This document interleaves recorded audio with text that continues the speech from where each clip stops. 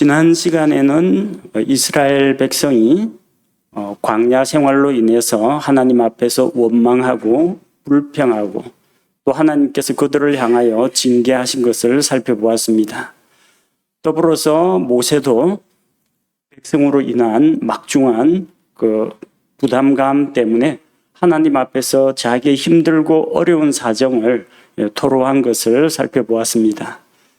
이어지는 말씀에서는 하나님께서 모세가 안고 있는 그런 문제를 해결해 주시는 것을 기록하고 있습니다.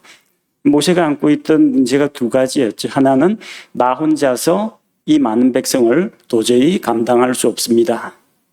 두 번째는 백성에게 이 광야에서 어떻게 고기를 구해다가 먹일 수 있을까요? 모세가 안고 있는 이 두 가지 문제는 하나님께서 직접 개입하셔서 해결을 해 주십니다. 그래서 하나님의 해결책이 무엇인지 한번 본문 말씀을 살펴보겠습니다. 16절 말씀해 보니까 주께서 모세에게 백성의 장로 70명을 모으게 하셨습니다. 본문에 보니까 이스라엘의 장로들 중에서라고 했습니다. 그러니까 이스라엘의 장로가 70명인 게 아니라 이스라엘의 장로들이 많이 있는데 그들 가운데에서 다스리는 자, 직무 수행자로 알고 있는 사람들 70명을 데려오라고 했습니다. 그래서 그들을 성막 앞에서 함께 서게 하셨습니다. 백성의 장로로서 그들을 다스리는 직무를 하고 있는 사람, 즉 장로 가운데 직무를 맡지 않은 사람들도 있다는 것을 보여주고 실제 장로들의 숫자는 70명이 아니라 그보다도 훨씬 더 많았을 것으로 볼 수가 있습니다.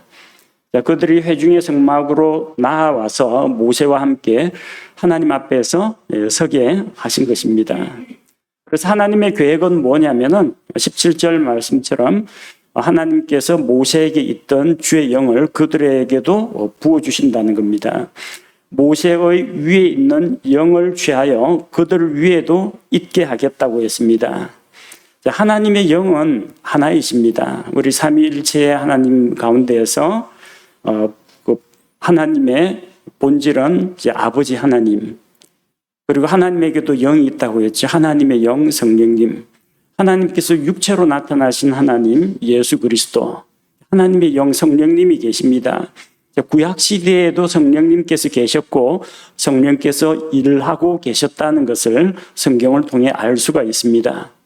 그 성령께서는 지도자인 모세의 위에 임해 있었습니다. 신약교회 성도들 안에는 성령께서 들어와 내주하시는데 모세의 위에 있는 영 성령님, 즉 모세에게는 안에 들어와 내주하신 것이 아니라 그 위에 머물러 있었다고 했습니다. 자, 그 하나님의 영께서 이제 모세에게만 있는 것이 아니라 70명의 장로들에게도 임하게 하겠다. 하나님의 약속입니다. 하나님의 영은 하나신데 그게 잘게 쪼개져 가지고 분산되어서 분신술을 쓰는 것처럼 쫙 나뉘어 가지고 70명의 장로들에게 임하는 것이 아닙니다. 하나님의 영은 한 분 한 인격체이십니다. 그러나 우리와 같이 이 3차원 공간에 잡혀 있는 사람과는 달리 하나님께서는 동시에 여러 곳에 존재하실 수가 있다는 겁니다. 우리는 물리적으로는 잘 이해가 되지 않습니다. 하나의 물체가 한 장소에 또 동시에 다른 장소에 동시에 존재할 수 있는가? 물체는 그렇다 치고 이 사람이 동시에 한 곳에 또 같은 시간대 다른 장소에 함께 존재할 수 있는가? 하나님으로서는 가능합니다. 우리의 머리로는 상상이 안 되죠. 거짓 예언자들은 이런 진리를 깨닫지 못했습니다. 그래서 열왕기상 22장 24절에 보면은 거짓 예언을 하는 그 예언자들이 있었죠. 그 가운데 이제 시드기야가 하나님의 말씀을 가지고 아합 왕을 책망하는 미가야를 이제 때리면서 이야기하지 않습니까? 하나님의 영이 나한테 있는데 주의 영께서 나를 떠나가지고 언제 너한테 가셨더냐? 정말 말하자면 이 거짓 예언자 입장에서는 나에게 주의 영이 있으니까 그 주의 영이 나를 떠나서 너에게 간 적이 없는데 너가 왜 주의 영께서 하신 말씀이라고 선포하느냐, 그 이야기입니다. 자, 어리석게도 하나님은 또 주의 영께서는 동시에 여러 곳에 여러 사람에게 함께 하실 수 있다는 것을 이 예언자는 알지 못했던 것입니다. 자, 그래서 주께서는 그들에게도 주의 영을 부어주기 위해서 모두 다 성막 앞으로 나오라고 했습니다. 왜 성막 앞으로 모이게 했을까요? 공개적으로 하신 겁니다. 만약에 그들이 각자 자기 그 장막에 있는데 어느 날 갑자기 주의 영을 받았다고 하면서 막 예언을 하고 하면 사람들이 전부 다 놀라고 이 사람 혹시 미친 사람이거나 이상한 영에 사로잡힌 것 아니냐 오해를 할 수가 있겠죠. 공개적으로 공석상에서 공식적으로 하나님께서 그들을 장로들로 세우고 모세를 도와서 일하도록 그들에게 일을 맡기시는 겁니다. 모세 위에 임한 그 영을 취하여 그들에게 주심으로써 그들은 모세와 동일한 영, 동일한 하나님의 영을 받은 사람이 되는 겁니다. 악령들은, 마귀의 영들은 타락한 천사들입니다. 그래서 개별적 존재입니다. 천사 하나입니다. 그래서 어느 사람에게 붙어 있는 악령, 저 사람에게 붙어 있는 악령 이러면은 그냥 각각 다른 개별적인 존재입니다. 다만 그 타락한 천사들의 숫자가 마귀들이 원체 많아가지고 그리고 똑같이 하나의 지휘 체제 아래에서 루시퍼 아래에서 통일된 그런 말과 행동을 하기 때문에 마치 동시에 있는 것처럼 보이지만 타락한 천사들은 하나님과 같은 신성을 가진 존재가 아닙니다. 창조물입니다. 그래서 공간의 제약을 받아요. 이 사람에게 마귀가 그 사람 사로잡고 그에게 일을 하고 있으면 동시에 다른 사람에게 동시에 영향을 미치지는 못한다는 거죠. 개체수가 많아가지고 언뜻 보기에는 마귀가 여기에도 있고 저기에도 있고 동시에 존재하는 것처럼 보이지만 타락한 천사인 마귀와 하나님의 영은 다르다는 겁니다. 우리 신약교회 성도들은 모두 한 영을 받았습니다. 제 안에 들어와 계신 성령님이나 여러분 안에 들어와 계신 성령님이나 동일합니다. 목회자라고 해서 조금 더 우월한 어떤 존재를 받아들이고 초신자라고 해서 조금 열등한 어떤 다른 영을 받는 그런 게 아니고요. 동일한 성령을 통해서 예수 그리스도의 몸 안으로 들어온 자들이요. 하나님께서 보내신 그 성령님께서 우리 각 사람의 안에 들어와 계십니다.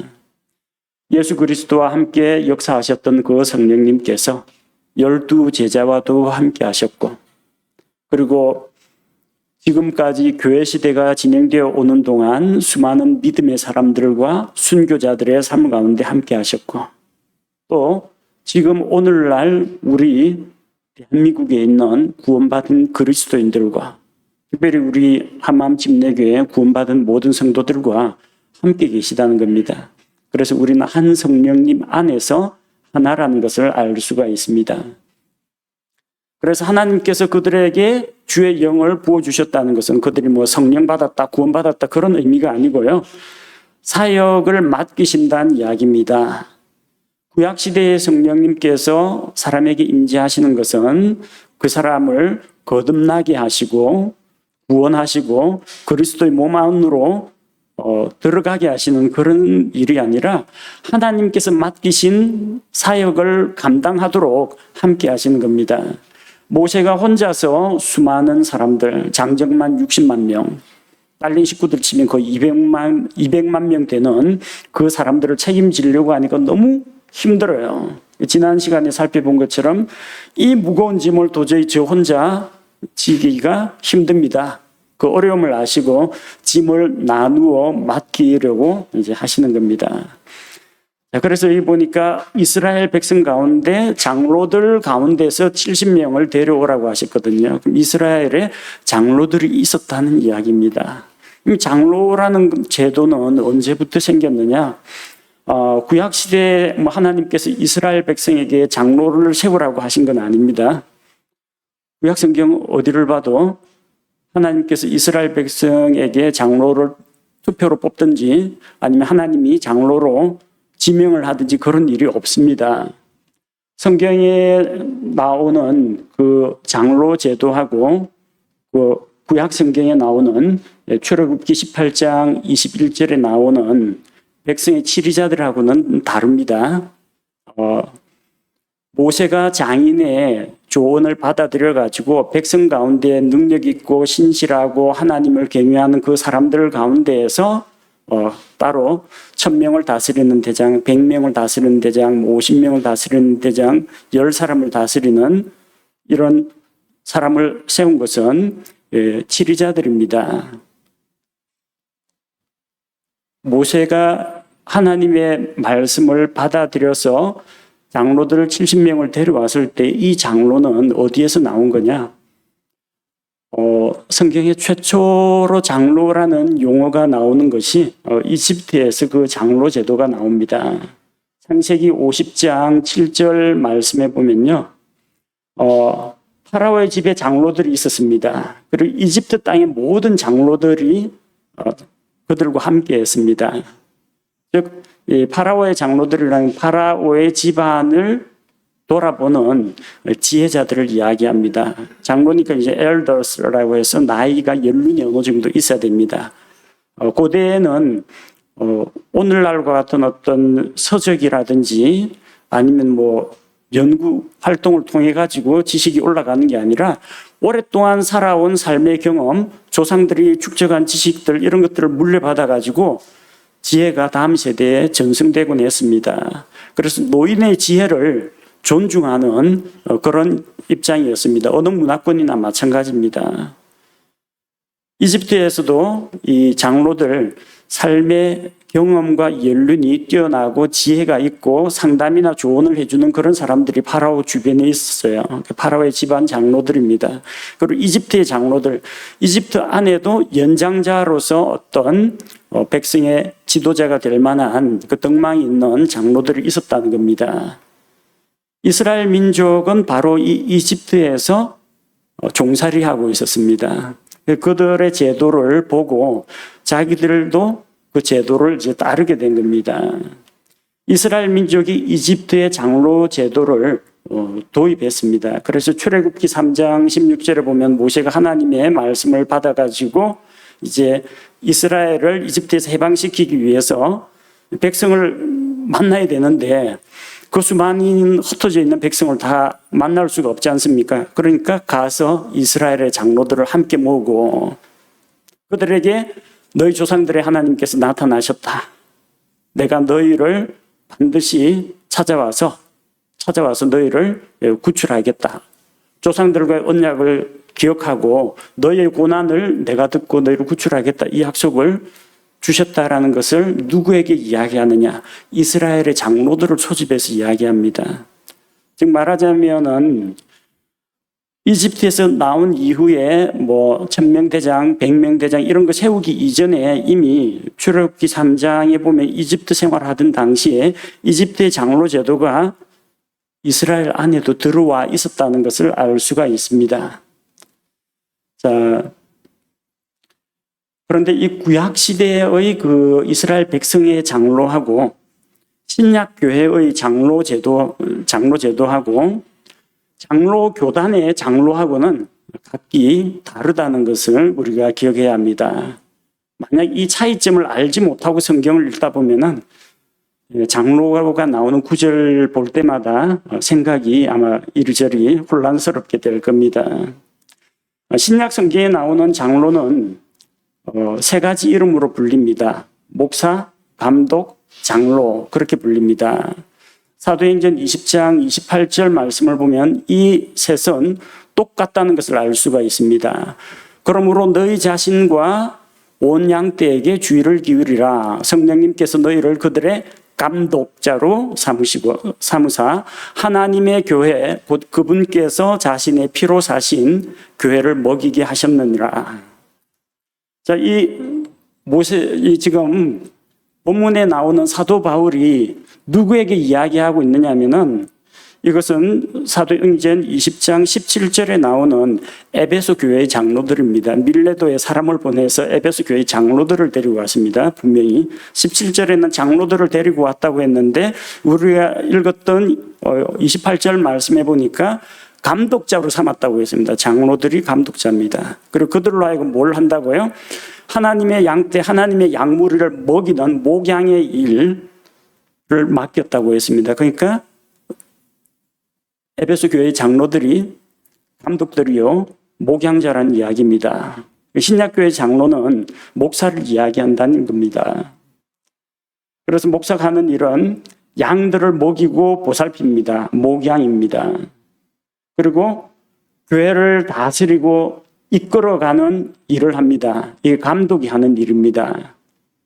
그리고 성도들에게 영적 지혜와 연륜을 갖추고 지혜로운 조언과 상담을 해줍니다. 이게 장로의 역할입니다.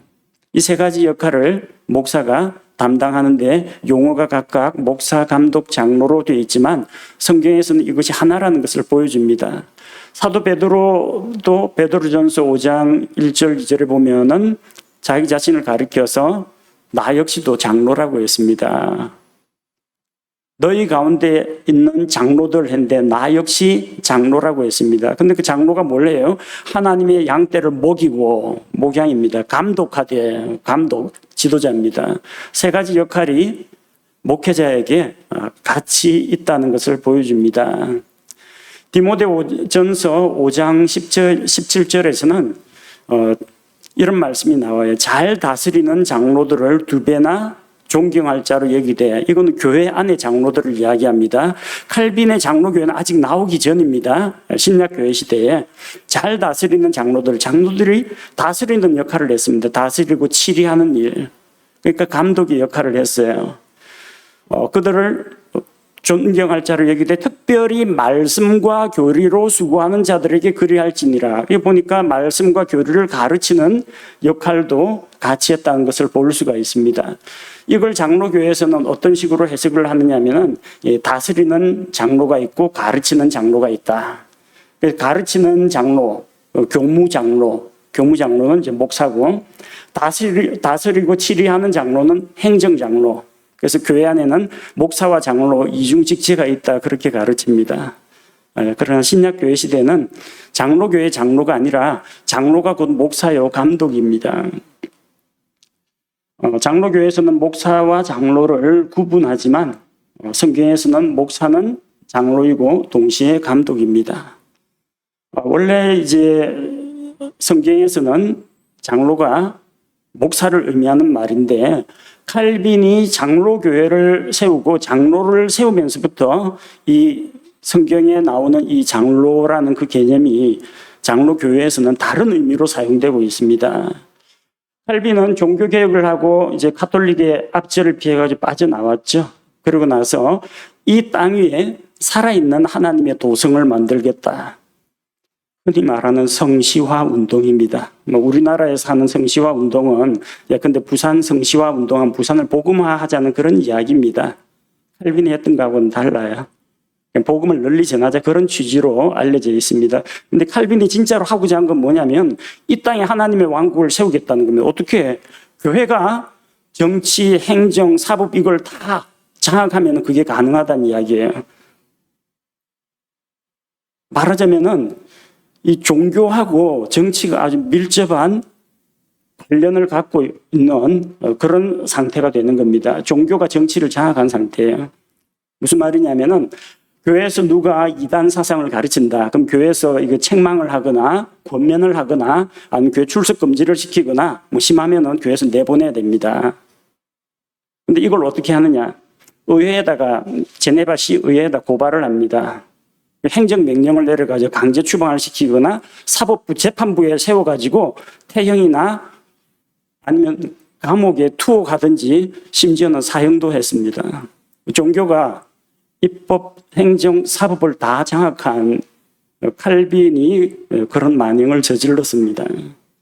종교개혁을 했다, 가톨릭에서 독립했다, 그건 좀 높이 사줄만 합니다. 그러나 이 세상에 교회나 혹은 유능한 교회 지도자가 정치를 장악한다고 해서 이 땅에 이 세상이 바뀌는 건 아니라는 것을 우리는 기억해야 합니다. 그래서 칼빈은 이단 사상을 가진 자나 교회 질서를 어긴 자를 교회가 직접 안에서 다스리지 치리를 하지 않고 이 제네바시의 법에 넘겨가지고 법적으로 처벌을 했습니다. 신앙의 문제를 교회가 다스리지 않고 세상의 정치 행정을 통해 가지고 사법을 통해 가지고 해결했다는 겁니다. 매를 때리기도 하고 징역 살해를 하게 하기도 하고 사람을 죽이거나 추방하는 그런 일들도 있었다는 겁니다. 오늘날도 이제 정치에 발을 담그려는 종교인들이 들어 있습니다. 그러나 그것은 우리가 역사적으로 볼 때나 성경적으로 볼 때나 올바른 것은 아닙니다. 교회는 교회가 할 일이 있고 정치인들은 정치인들이 힘써야 할 일들이 따로 있기 때문입니다. 그때 이제 칼빈이 그럼 교회 안에서 그리고 제네바시 안에서 누가 이단 사상을 퍼뜨리는지, 누가 술 마시는지, 누가 춤추러 다니는지, 누가 도박을 하는지 몸이 하나니까 감당이 안 되잖아요. 그 장로들을 세웠습니다. 장로들을 세워가지고 자기를 도와가지고 사건들을 다 이제 일반 성도들을 감시하는 일을 맡겼습니다. 오늘날 장로교하고는 좀 양상이 다르죠.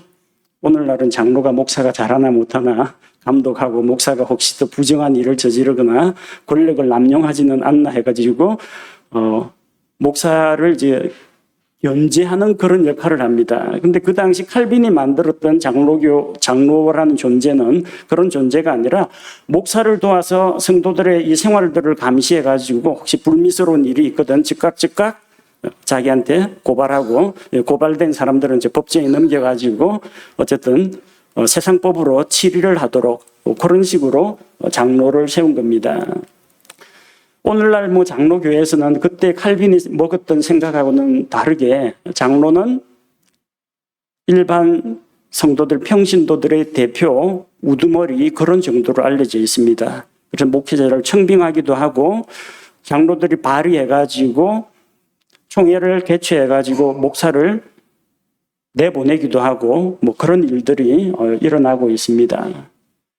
자, 그 신약교회에서 성경에 나오는 신약교회의 장로는 그런 역할을 하는 게 아니라 말씀을 가르치고 바른 교리 가운데 세우고 이단 사상이 들어오지 못하도록 하고 성도들의 신앙 문제를 상담하고 교회가 나아갈 방향을 제시하고 이끌어 나가는 그런 역할을 해야 되는데 이 목사하고 장로 이 사이가 성경적인 그런 관계가 아니라 목사 장로라는 이중직제를 두면서 이 서로 간의 목사와 장로 사이의 갈등, 알력 같은 것들이 계속해서 생겨나고 있습니다.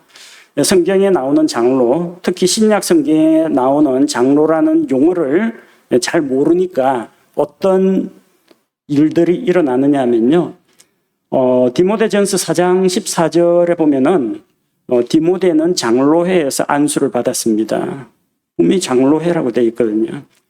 장로교 교단에서 이 구절을 읽으면 뭔 생각이 들겠습니까? 목사 안수는 장로가 줘야 하는구나. 그렇게 생각합니다.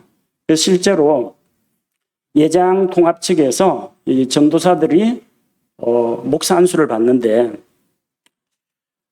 한 번은 목사들에게 총회장 목사님부터 시작해 목사들에게 안수를 받고요. 다음 해에는 장로들한테 안수를 받습니다. 서로 이제 목사하고 장로 사이에 서로 싸우지 말고 각각 양보해가지고 그렇게 받는데 어느 해 딱 되니까 이 신학원 졸업생들이 일제히 반기를 든 겁니다. 평생에 한 번 받는 목사 안수, 내가 장로한테 가서 머리 뒤밀고 안수 받아야 되냐, 목사한테 받아야 되겠다. 장로한테는 안수 못 받겠다고 하고 또 장로연합회에서는 성경에 봐라. 디모데도 장로회에서 안수를 받았다. 그 장로회가 실은 목사를 이야기하는 겁니다. 근데 장로가 목사 안수 주는 걸로 그래 생각하는 오해가 빚어졌다는 이야기입니다. 디모데전서 5장 17절 말씀도 마찬가지입니다. 거기 보면 다스리는 장로가 있고 가르치는 장로가 있으니까 그럼 장로가 가르치고 설교해도 된다는 이야기잖아요. 장로교에서 이랬다면 큰일 납니다. 장로교 헌법 안에는 설교는 목사만 할 수 있도록 되어 있습니다. 사역자 그리고 전도사가 설교를 할 수가 있고, 장로가 강단에 올라가서 설교를 했다, 장로가 뭐 축도를 했다, 큰 문제가 됩니다. 교회 헌법에 대한 도전입니다. 왜냐하면은 목사하고 장로를 서로 다른 것으로 보기 때문에 그렇습니다. 그러나 신약 성경에서는 목사와 장로는 동일한 직제입니다. 계시록 4장 4절 말씀을 보면은 신약 교회가 휴거된 다음에 올라가 보니까 하늘에 하나님의 왕좌 둘레에 24자리가 있고 그 자리에 24 장로가 앉아 있다고 했습니다. 그러면은 목사는 모두 천국 못 가고 장로들만 24자리를 차지하고 집사나 권사는 없고 장로들만 다 하나님 왕좌를 쭉. 그리고 대형 교회에서는 진짜로 어떤 좀 능력 있는 조금 유명한 목사님이 24 장로를 만들어 가지고 딱 앉혀놓는 그런 목사님도 있습니다. 근데 여기 24 장로라는 것은 목사를 이야기하는 겁니다. 신약 교회를 대표하는 자들입니다. 그 장로교회의 장로하고 신약 성경에 나오는 장로하고 혼동을 하시면 안 된다는 겁니다. 신약 성경이 기록될 당시에는 칼빈의 장로교회는 아직 나오지도 않았습니다. 칼빈 자신도 태어나지 않았습니다. 이 당시에는. 그래서 혼동을 하시면 안 된다는 겁니다. 그래서 하나님께서는 이스라엘 백성 이집트에서 좀 본받아가지고 자기들을 위해도 장로들을 세웠어요.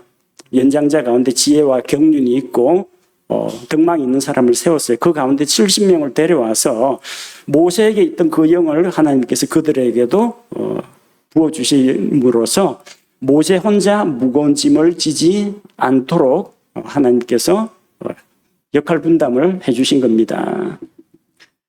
그 다음은 이제 백성에게 고기를 먹이는 문제가 남아있죠. 18절에서 20절 보면은 하나님께서 이스라엘 백성이 먹을 것으로 인해서 불평하기 때문에 고기를 주겠다고 약속했습니다.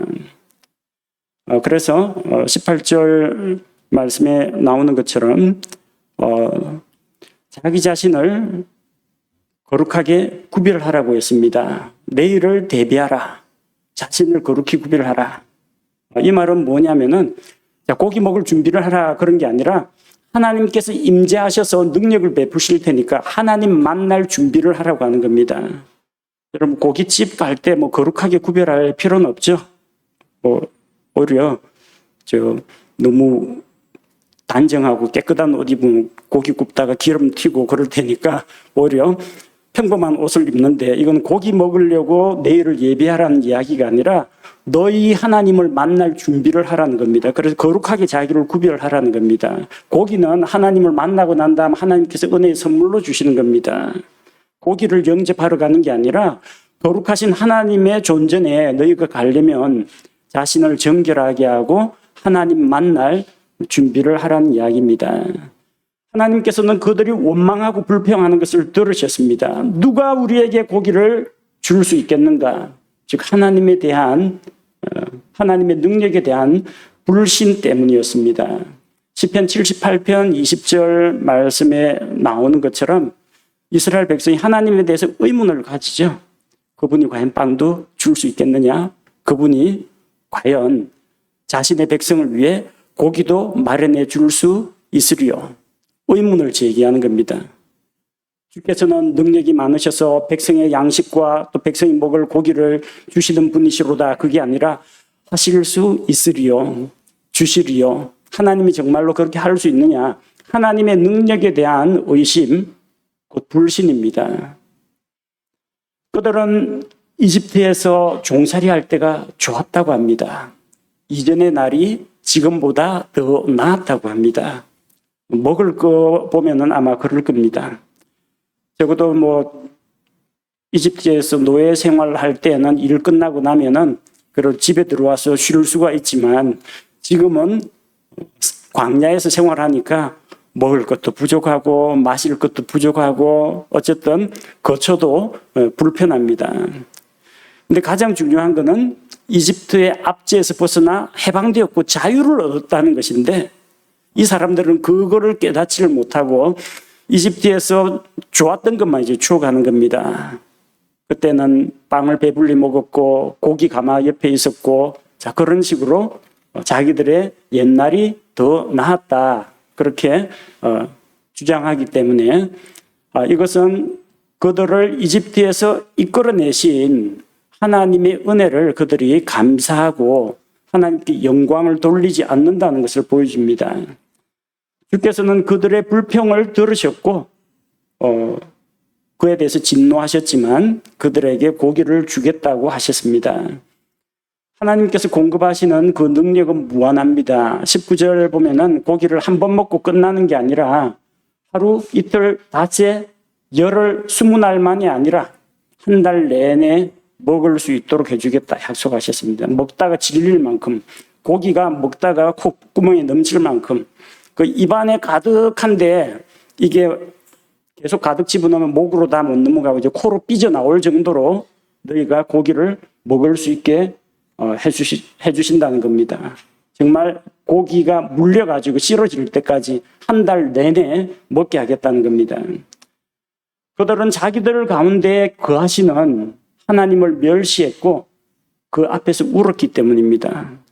자기 신세를 비관하고 한탄해서, 하나님이 원망스러워서, 자기에게 이 모든 일이 일어나게 하신 분은 하나님이신데 그 하나님의 인도가 믿음지 못했다는 겁니다. 모세도 하나님께서 한 달 내내 고기를 주신다고 하니까 하나님의 능력에 대해서 이제 의문이 생겼습니다. 그게 과연 가능한 일일까 하는 겁니다.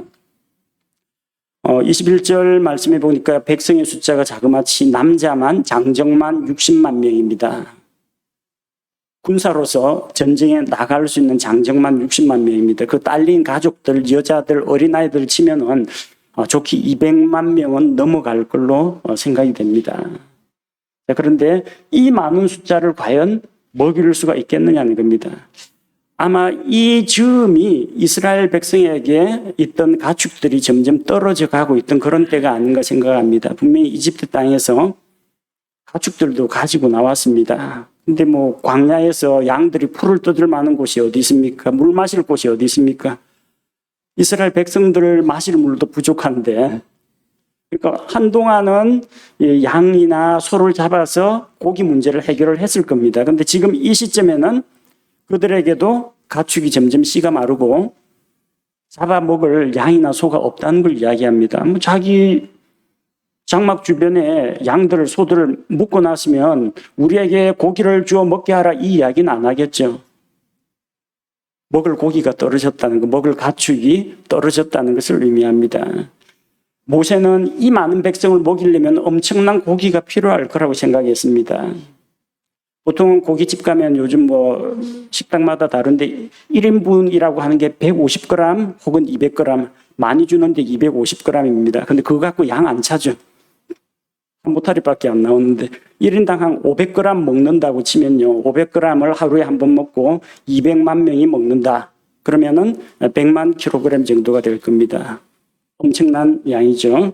근데 소 한 마리가 보통 800kg 나가는데 소 한 마리 잡으면 고기로 먹을 수 있는 부분이 200kg이라고 합니다. 뼈, 가죽, 내장, 피 이런 것들 다 빼고 나면은 고기는 그 정도밖에 안 나옵니다. 특히나 이스라엘 백성들은 우리하고는 달라가지고 먹을 수 있는 부위, 먹을 수 없는 부위, 그런 게 다 정해져 있습니다.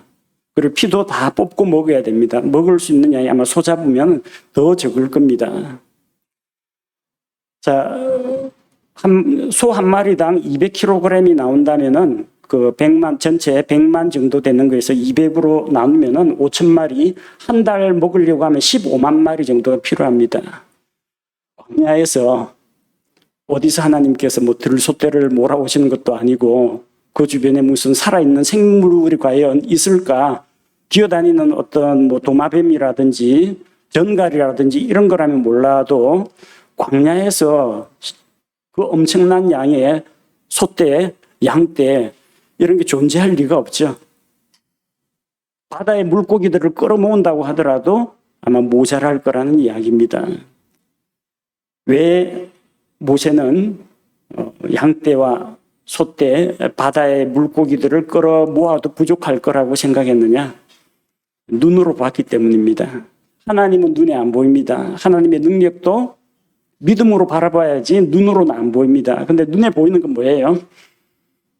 메뚜기 때보다 더 많은 200만 명이나 되는 이 백성의 숫자 다 보입니다. 저 많은 사람을 어떻게 먹여 살리냐. 당장 눈앞에 백성의 숫자에 압도돼 가지고 이거는 소, 양 이거 가지고는 계산이 안 되는 겁니다.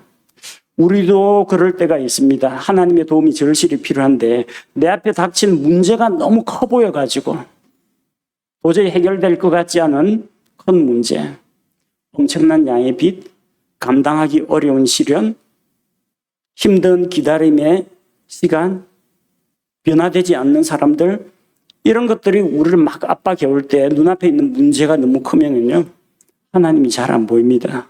그때는 현실에서 눈을 감아야 됩니다. 보면은 짜증납니다. 현실에서 눈을 감고 눈 감고 보이지 않는 하나님께 기도해야 됩니다. 믿음은 바라는 것들의 실상이라고 했습니다. 보이지 않는 것들의 증거라고 했습니다. 보이지 않는 하나님과 아직까지 나타나지 않은 보이지 않는 하나님의 능력과 하나님의 도우심을 기대하면서 믿음으로 우리가 눈으로 보는 것으로 하지 아니하고 믿음으로 걸어나가는 자세가 필요하다는 겁니다. 그래서 하나님께서 23절에서 결정적인 말씀을 모세에게 들려주십니다. 주께서 모세에게 이르시되 주의 손이 짧아졌느냐? 내가 이제 내 말이 내게 이루어지는지 그렇지 아니한지 보리라 하시니라.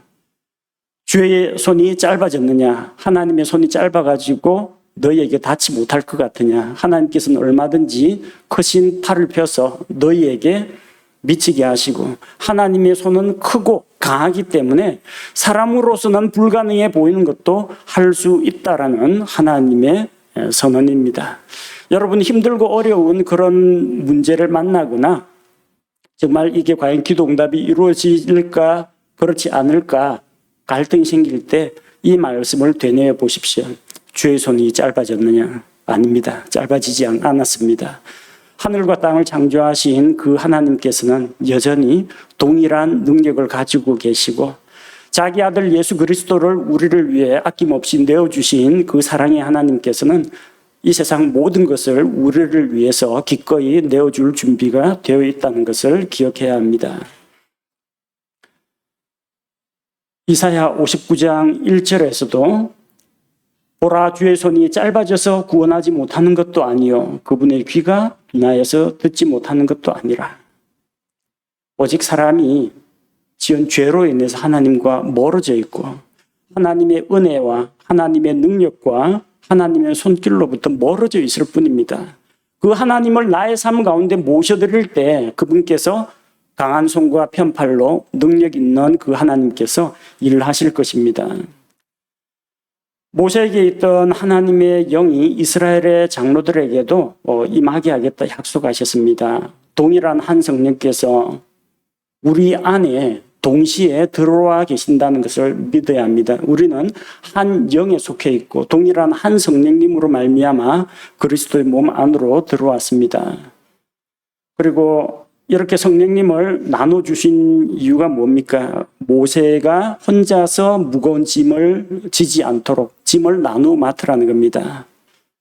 목사에게 있는 성령 하나님께서 여러분에게도 똑같이 있습니다. 그래서 각자가 자기가 할 수 있는 일을 하면서 우리 교회를 섬기면서 짐을 나누어 맡으면 됩니다. 목사는 결코 만능인이 아니고 목사는 몸이 한 개뿐이라서 활동하는데 한계가 있습니다. 우리 성도들이 한 마음 한 뜻이 되어가지고 같은 영 안에서 같은 보조로 행할 때에 우리가 안고 있는 많은 문제들을 해결해 나갈 수가 있습니다.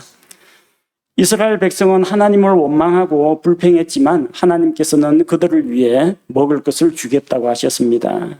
그러나 이스라엘 백성이 하나님께 간절히 기도해서 얻은 거하고 뺏고 불평해서 얻은 것 사이에는 큰 차이가 있습니다. 받을 때 기도해서 그 기도의 응답으로 받으면 하나님께 대한 감사와 찬양이 넘쳐나겠죠. 근데 하나님 과연 할 수 있겠나? 이 많은 사람을 어떻게? 누가 와도 불가능해 했는데 하나님께서 딱 이 불가능해 보이는 먹을 것 문제를 해결해 주시면은 어떻게 했어요? 쭈삣쭈삣 하겠죠. 자기가 입에서 낸 말이 부끄러워질 테고 쑥스러워질 테고 하나님한테 미안한 마음밖에 없을 겁니다. 뭐 그 정도면 다행이고요.